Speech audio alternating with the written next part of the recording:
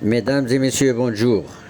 Aujourd'hui, la chaîne Mostamec TV vous propose des notions sur la mosquée Hassan II. La dite mosquée est située à Casablanca, érigée sur la mer.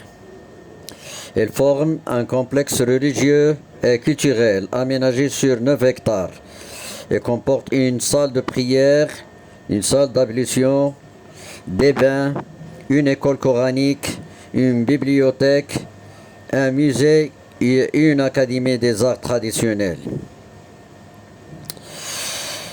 La construction de cet musée a débuté le 12 juillet 1986 et a pris fin le 30 août 1993. L'architecte qui était responsable sur ce projet était Michel Pinceau.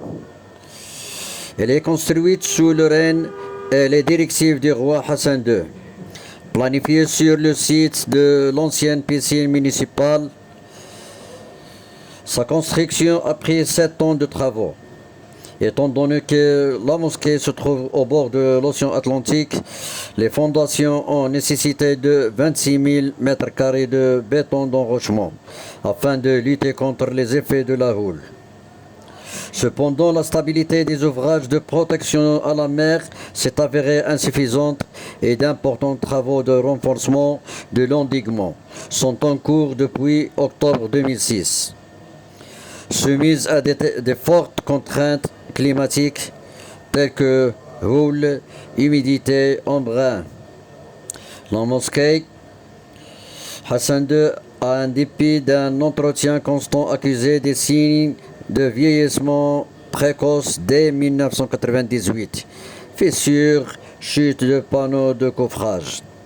La mosquée a été financée par l'État, une souscription nationale et divers financements d'accompagnement étrangers, dont 80 millions de francs français. Le coût à la fin des travaux était de 3,8 milliards de dirhams.